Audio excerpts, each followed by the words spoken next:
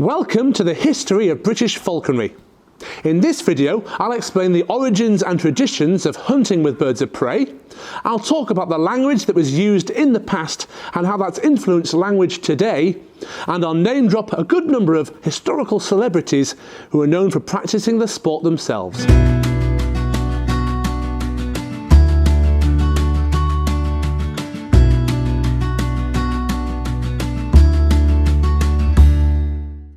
Falconry is believed to be over 4,000 years old, but the first credible records show that all began over 3,000 years ago in 1700 BC, where Mongolian tribes captured wild raptors and trained them to hunt to provide food for the villagers. It's an ancient tradition that is still practiced today in Mongolia and now all across the world. Over many centuries, falconry has played a part in social pastimes, social hierarchy, and even battles. Early falconry is believed to have begun in Asia, starting with China, then Pakistan and the Middle East, before making its way up through Europe. The practice reached Britain by the 9th century and was very popular during the medieval period. Over the centuries, many different species of birds of prey have been used in falconry, including kestrels, hawks, falcons and eagles. The first task the falcon would face is to catch a wild raptor using a trap.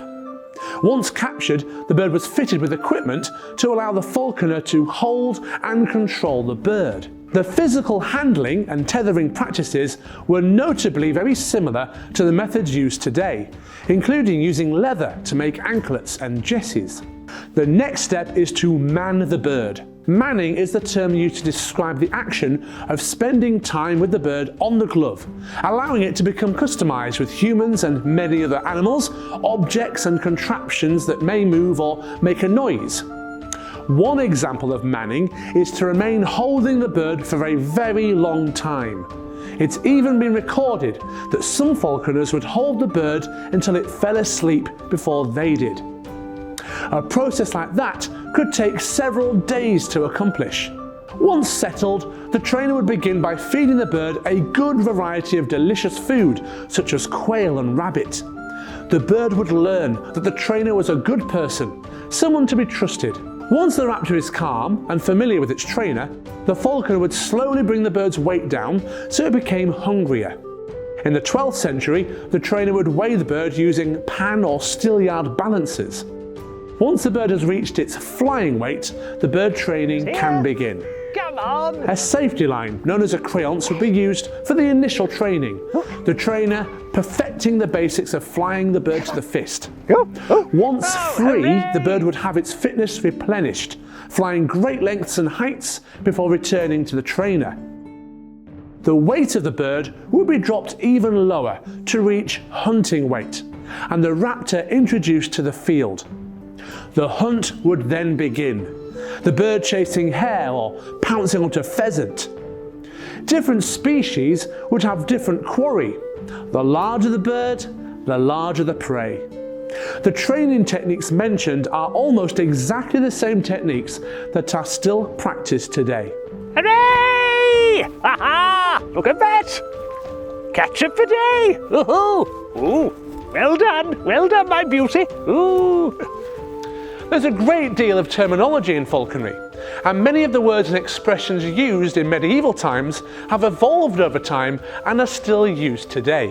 One of the most common phrases is fed up. If the falconer had overfed the bird and it was sat in a tree, it would not be inclined to return to the glove.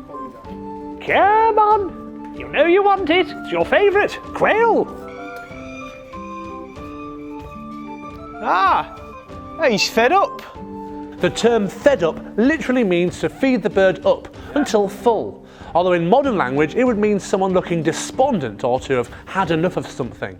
Birds of prey drink far less water than most other animals, as they gain most of their fluid from the blood of the prey they devour. Therefore, a bird that was often seen drinking or sat in its water for a long time was known as a boozer. The word now known as booze as an acronym for alcohol. Tethering birds of prey is a practice that has been around for many hundreds of years.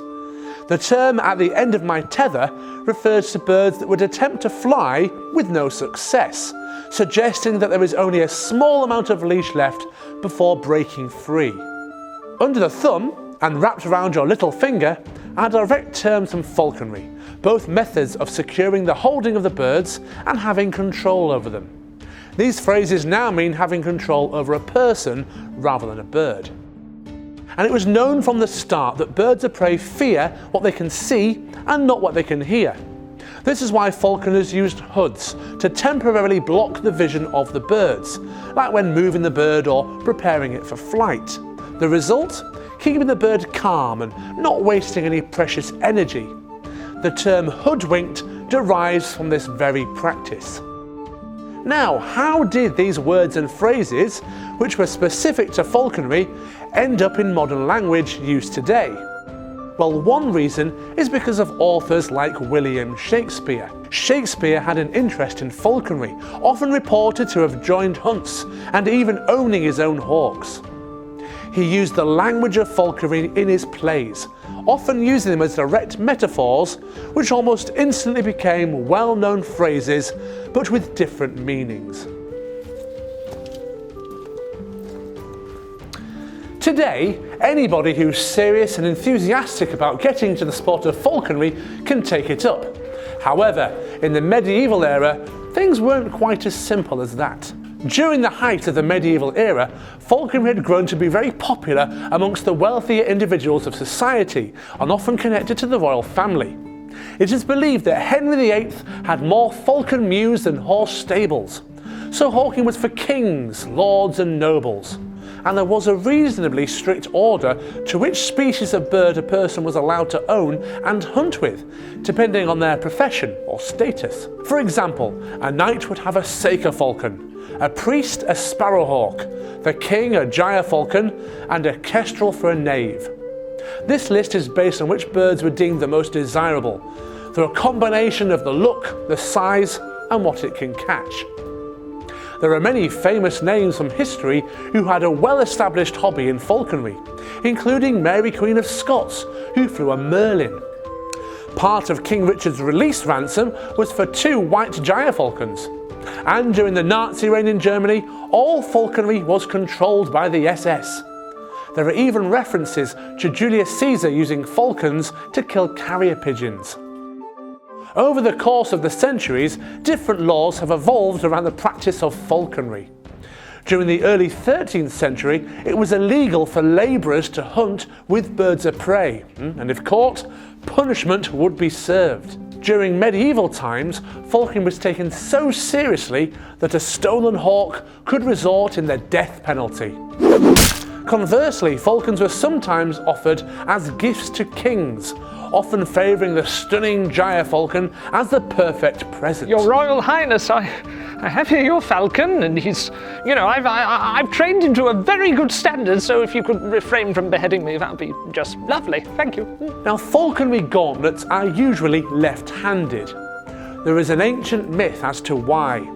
It was believed that when soldiers were hawking, perhaps on horseback, a warrior would need his right arm free to draw his sword in the sudden event of a battle.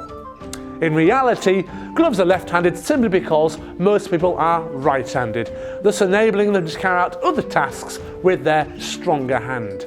Throughout the centuries, falconry has been a strongly held activity, still practiced today, and is often considered to be the oldest sport in existence.